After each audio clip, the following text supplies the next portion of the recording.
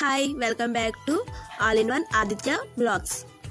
ఈరోజు రెసిపీ ఆషాఢ మాసం స్పెషల్ కర్రీ తెలగపిండి మునగాకు. అది ఎలా ప్రిపేర్ చేసుకోవాలో ఈ వీడియోలో మీకు చూపిస్తాను. ముందుగా నా ఛానల్ మొదటిసారి చూస్తున్నట్టయితే లైక్, షేర్, సబ్స్క్రైబ్ చేసుకోండి. అలాగే నా వీడియో స్కిప్ చేయకుండా పూర్తిగా చూసేయండి. ఇప్పుడు వీడియోలోకి అయితే వెళ్ళిపోదాం. స్టవ్ వెలిగించి కడాయి అయితే పెట్టుకోవాలండి. మనం తెలగపిండి ఏ కప్పుతో తీసుకుంటున్నామో కొలత ఆ కప్పుతోనే వాటర్ అనేది యాడ్ చేసుకోవాలి.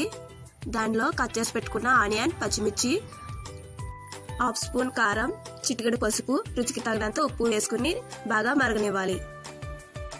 వాటర్ అనేది బాగా మరిగాక అందులో మునగాకు అనేది యాడ్ చేసుకోవాలి. తెలగపిండి మునగాకు కర్రీ మన హెల్త్ కి చాలా అంటే చాలా మంచిది.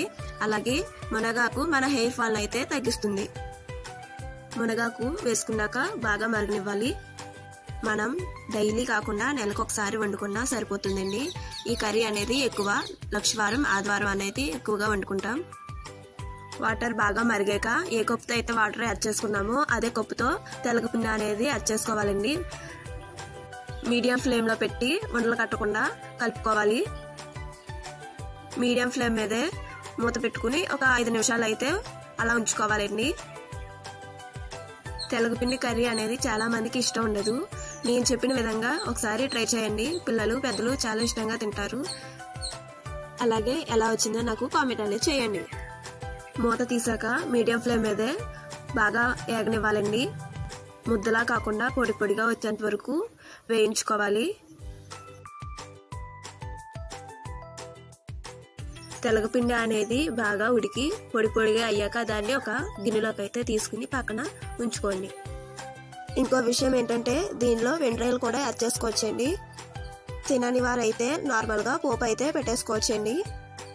కడాయి హీట్ అయ్యాక ఆయిల్ అనేది యాడ్ చేసుకోవాలి.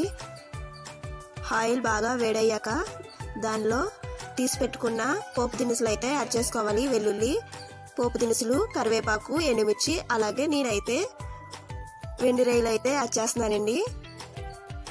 మీకు నచ్చితే ఎండురాయిలు అనేది వేసుకోవచ్చు, లేకపోతే లేదండి. నార్మల్గా అయితే పోపు పెట్టేసుకోవచ్చండి. పోపు దినుసులు అయితే మీడియం ఫ్లేమ్ మీద దోరగా అయితే వేయించుకోవాలి.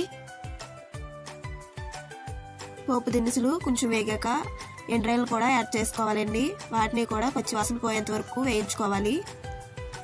తెలగపిండి మునగాకు కర్రీలో ఎండ్రాయిలు అనేది వేసుకుంటే టేస్ట్ అయితే వేరే లెవెల్ అండి. చాలా అంటే చాలా బాగుంటుంది. ఒకసారి మీరు ట్రై చేయండి. నా ఛానల్ చాలా మంది అయితే చూస్తున్నారండి, సబ్స్క్రైబ్ చేయట్లేదు. నాకు మీ అందరి సపోర్ట్ అయితే కావాలండి. ఇలాంటి మరెన్నో వీడియోలు కావాలంటే నా ఛానల్ అయితే సబ్స్క్రైబ్ చేసుకోండి. నాకు వచ్చిన ప్రతి వంటకం అయితే మీకు షేర్ చేస్తానండి. పోపు దినుసులు, ఎండ్రాయిలు బాగా అయితే వేగాయండి. ఇలా బాగా వేగాక ముందుగా ఉడికించి పెట్టుకున్న తెలగపిండి మునగాకు పిండిని ఇప్పుడైతే యాడ్ చేసుకోవాలండి. మీకు ఉప్పు గట్రా సరిపోతే పోపు దినుసులో సాల్ట్ వేసుకుని కలుపుకోవచ్చండి. హై ఫ్లేమ్ అయితే బాగా కలుపుకోవాలి. ఒక 5 నిమిషాలు బాగా కలుపుకున్నాక మళ్ళీ మీడియం ఫ్లేమ్లో పెట్టుకుని మూత ఉంచుకుని ఒక 5 నిమిషాలు ఉడికించుకోవాలి. నెక్స్ట్ వచ్చేసి స్టవ్ ఆఫ్ చేసి ఒక బౌల్లోకి అనేది యాడ్ చేసుకోండి. నేను చెప్పిన విధంగా మీరు కూడా ఒకసారి ట్రై చేయండి. నా ఛానల్ని సబ్స్క్రైబ్ చేసుకోవడం మాత్రం మర్చిపోకండి. Thank you for watching.